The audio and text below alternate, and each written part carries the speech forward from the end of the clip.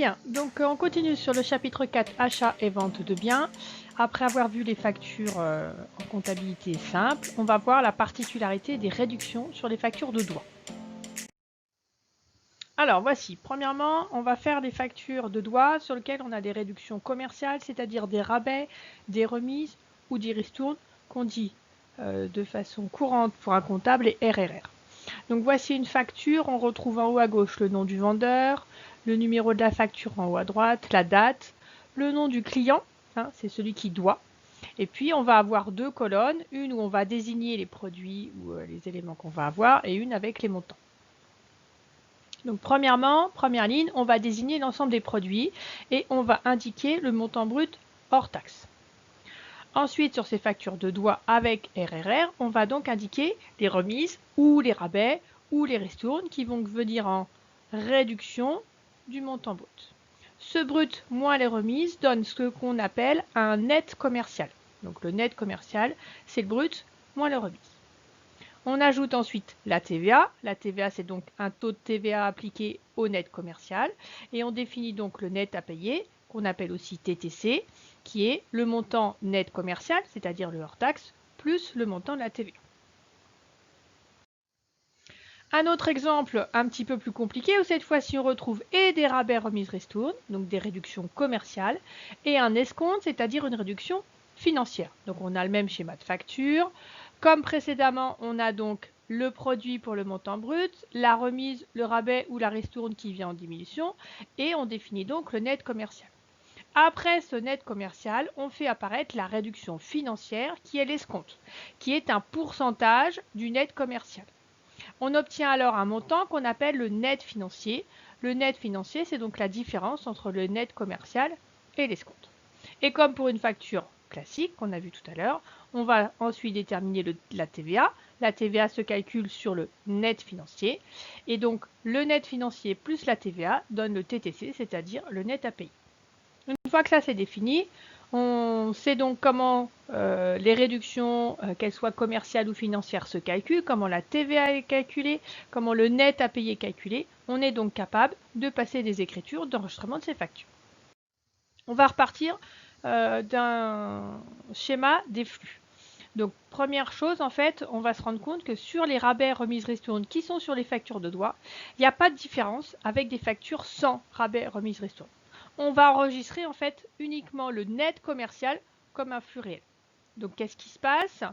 J'ai donc un flux réel entrant et ce flux réel entrant, il est pour le je vais le dire après, pardon, pour le net commercial. On a ensuite un flux de dette entrant et en contrepartie, on va payer. Si on précise un petit peu, ce flux réel entrant, on a acheté des marchandises, c'est pour le net commercial. On ne va pas rechercher le montant de brut auquel on enlève la remise avec deux flux différents. Automatiquement, le flux entrant est pour le montant remisé, c'est-à-dire le net commercial. À ce net commercial s'ajoute la TVA, TVA déductible dans le cas d'un achat. Et donc nous, on va payer le net à payer, c'est-à-dire le TTC, le hors-taxe et la TVA. De schéma d'écriture, on va voir un petit peu si vous êtes capable de le faire. Alors, on va déjà partir d'un exemple. On va expédier à notre client Versin le 15 novembre une facture numéro 567 de vente de marchandises pour un montant de 10 000 euros brut. On applique dessus une remise de 10% et cette vente est soumise à TVA de 20%. Donc voici le schéma de la facture, comme tout à l'heure. Donc ça, c'est nous. Ça, c'est notre client Versin. On a la date de la facture. On aurait pu écrire le 15 novembre. Le numéro de la facture. Qu'est-ce qu'on a dans cette facture? On sait qu'on vend des marchandises, donc on a des marchandises pour le montant brut de 10 000 euros. On déduit une remise, cette remise est de 10%, donc 10% des 10 000, on a une remise de 1 000 euros, et on en déduit donc le net commercial de 9 000 euros. À ce net commercial, on rajoute la TVA de 20%, c'est-à-dire 1 800 euros. On obtient donc un net à payer pour notre client Versin de 10 800 euros. Donc en termes d'écriture comptable, c'est ici une vente. Donc le schéma d'écriture est assez classique. On a donc au 15 novembre une vente de marchandises pour le net commercial de 9 000 euros, auquel on rajoute une dette envers l'État puisque c'est de la TVA collectée pour 1 800 euros. Et notre client nous doit le montant TTC, c'est-à-dire 10 800 euros. Donc ici, on se rend compte qu'il n'y a pas de différence avec un schéma d'écriture d'une facture sans rabais, remise, ristourne. C'est juste le montant ici des ventes qui est réduit de la remise. Mais en comptabilité, en fait, on ne va pas voir apparaître le montant de la remise dans une écriture spécifique. Donc n'oubliez pas, on a du même côté et de la même couleur notre vente de marchandises avec notre TVA collectée sur vente. Deuxième cas de figure qu'on a vu, c'est cette fois-ci sur la facture, on a en plus un escompte. Cette fois-ci, l'escompte, en fait, lui, va apparaître de façon spécifique dans la comptabilité. C'est considéré comme réduction financière qui est en fait accordée en contrepartie d'un règlement anticipé d'une facture par rapport au délai normal. En fait, il faut retenir, l'escompte, c'est la contrepartie d'un service financier. Ce service financier aura donc un numéro de compte qui fait apparaître le caractère financier. Souvenez-vous, une charge financière c'est 66, un produit financier c'est 66, il y a donc un 6 en deuxième position. Et donc en comptabilité, cet escompte, ce sera une charge financière si on est vendeur, puisqu'on profite du service rendu par notre client, donc ce sera le compte 665 escompte accordé. Si au contraire, nous, on offre ce service en payant plus tôt, si on est l'acheteur, ce sera un produit financier. Donc produit financier 76, c'est un escompte obtenu, 765. Il faut savoir que, contrairement au rabais remise ristourne, l'escompte, qu'il soit sur la facture de doigt ou sur la facture d'avoir, fera toujours l'objet d'une comptabilisation spécifique et apparaîtra dans un compte spécifique. Si maintenant on est le client, donc ici on est l'entreprise, on a donc un flux réel entrant, j'achète, j'ai un flux de dette entrant,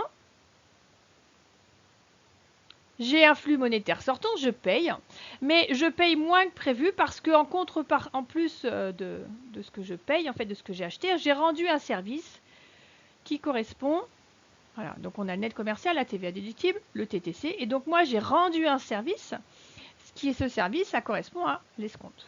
Donc ici, on se rend compte qu'on a deux flux entrants, les marchandises qui sont rentrées, la TVA qui est une dette de l'État sur moi, et j'ai deux flux sortants, le paiement et l'escompte. Donc on va retrouver ces deux flux entrants, donc ces deux débits, et ces deux flux sortants, ces deux crédits, dans le schéma d'écriture comptable. Donc si maintenant je suis chez le client, voici le schéma d'écriture comptable. On a acheté, compte de la classe 6, j'ai de la TVA déductible et en contrepartie, je paye le TTC, mais j'ai rendu un service, donc j'ai un produit financier qui correspond à l'escompte. Si on est chez le fournisseur, cette fois-ci, notre fournisseur, lui, on lui paye, mais en plus, on lui a rendu un service qui correspond à l'escompte. Lui, il nous vend des marchandises pour le net commercial et il collecte de la TVA qu'il va devoir à l'État. Donc, le schéma d'écriture chez le fournisseur. Donc, j'ai vendu des marchandises, je crédite un compte de la classe 7 pour le net commercial. J'ai donc de la TVA collectée 44,57 pour le TVA, qui est calculé non pas sur le net commercial, attention, ça c'est une erreur à ne pas faire, mais sur le net financier. Il faut avoir fait le schéma d'écriture avant. Et mon client me règle tout de suite, donc je débite un flux monétaire entrant, 512 banques pour le montant payé. Et par contre, je consomme le service rendu par mon client qui me paye plus tôt. J'ai donc un débit d'une charge, 665, escompte accordé. Bon, alors c'est un petit peu plus compliqué. Donc voici un exemple d'application. On va essayer de voir ce qui se passe chez et le client et le fournisseur. Donc nous sommes le 5 avril. La société Inno, qui est fabricant de cycles, adresse à l'entreprise Virenque, qui est distributeur, ou commerçant, la facture numéro 30800 pour une livraison de VTT. Il s'agit en fait de 60 VTT à 500 € l'unité. Il y a une remise de 10%, un rabais de 5% et cette opération est soumise à TVA à 20%. Notre client, le client, qui ici est Virenque, règle comptant par chèque numéro 890. Il bénéficie donc d'un escompte de règlement de 2%, puisque ça faisait partie des conditions lors de la vente. Donc notez l'énoncé, faites pause sur la vidéo et vous revenez après, vous essayez de le faire. Et donc après, il y a la correction. Donc déjà, on va définir les données clés de cet énoncé. On a besoin de quoi? On a besoin du brut. Alors si on veut le brut, on reprend l'énoncé, on nous dit on a 60 VTT à 500 €, soit 30 000 €. On a besoin ensuite du net commercial. On reprend l'énoncé, on nous dit il y a une remise de 10%, un rabais de 5%. Donc il faut calculer l'un après l'autre. Donc premièrement, on a une remise de 10% des 30 000, c'est-à-dire du brut, soit une remise de 3 000 €. On a donc un montant après remise de 27 000 €. Ensuite, on va calculer le rabais. Il est de 5%. Il est de 5% du montant qu'on vient de calculer juste précédemment, c'est-à-dire des 27 000. On a donc un rabais de 1 350 €. On va donc définir le net commercial, qui est donc 27 000 moins 1 350 €, soit 25 650. On définit ensuite l'escompte, puisqu'on règle, le client règle tout de suite, il va bénéficier d'un escompte de, on nous dit dans l'énoncé, 2%, c'est 2% du net commercial, donc ici 513 €. On va donc pouvoir en définir le net financier. Le net financier, c'est donc le net commercial moins l'escompte, c'est-à-dire 25 137 €. Il ne reste plus qu'à calculer la TVA. La TVA, elle est de 20% et on calcule la TVA de 20% sur le net financier. C'est ça qui est très important. Surtout ne pas vous tromper. La TVA se calcule sur le net financier. Et enfin, on va définir le net à payer. On part du net financier, on rajoute la TVA. On trouve donc un montant net à payer de 30 164,40 €. Pour passer notre écriture comptable, on a vu qu'on avait deux flux entrants, deux flux sortants. Voici les deux flux entrants lorsque l'on achète, excusez-moi, et voici les deux flux sortants quand on sera de l'autre côté de l'opération. Donc ces quatre montants qui sont en gras ici sont les quatre montants qui vont nous permettre de passer l'écriture comptable. Donc maintenant nous sommes chez le fournisseur, c'est Inno. Donc voici le schéma d'écriture chez Inno. On est à la date de la facture, au 5 avril. On vend donc des produits finis puisqu'on est producteur de cycle.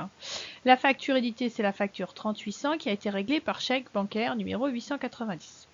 Notre client nous règle tout de suite, donc on a un flux entrant 512 banques pour le net à payer. Il nous rend un service, on lui a accordé un escompte pour ce service, donc on va débiter un compte de la classe 6, on a vu précédemment 66,5 puisque c'est une charge financière, escompte accordé. Je vais donc vendre des produits finis pour le net commercial et sur le net financier, on a déterminé le montant de la TVA collectée de 5 027,40 €. Donc petit rappel, toujours je vérifie que ma TVA est du bon côté. Et puis maintenant, on commence à compliquer le nombre de flux. J'ai deux flux entrants, deux flux sortants. On doit toujours vérifier que le total des débits est égal au total des crédits. Pour ça, petit truc et astuce, vous commencez par vérifier si les centimes sont justes. S'il y a une erreur sur les centimes, c'est qu'il y a une erreur sur débit égal crédit. Et puis après, si ça c'est juste, vous contrôlez les unités, les dizaines, en fonction du temps que vous avez. Vous voyez si vous recontrôlez tout ou pas. Donc maintenant chez le client, chez Virenque. Donc Virenque, lui, à la même date en fait, on est le 5 avril, le comptable va enregistrer la facture numéro 3800 qui a été réglée par chèque 890. Ça correspond à un achat de marchandises, donc je débite un compte de la classe 6, 607, achat de marchandises pour le net commercial. J'ai un montant de TVA déductible qui a été calculé au niveau de la facture sur le net financier. Je règle le montant qui est en bas de la facture, qui est le TTC, qui est le net à payer. Et j'ai rendu un service à mon fournisseur en payant plus tôt. Donc j'ai un produit financier, c'est l'escompte obtenu pour 513 €. Donc comme précédemment, on va toujours vérifier qu'au niveau de la TVA, on ne s'est pas trompé. On a bien un compte de la classe 6 avec de la TVA déductible 44,56,6. Et j'ai plusieurs débits, plusieurs crédits. On va toujours vérifier que le total des débits est égal au total des crédits. Voilà, donc dans cette vidéo, vous avez vu comment on passait des écritures concernant des factures de droit sur lesquelles on avait des rabais, remises, ristournes et des escomptes. Voilà, bon courage à tous!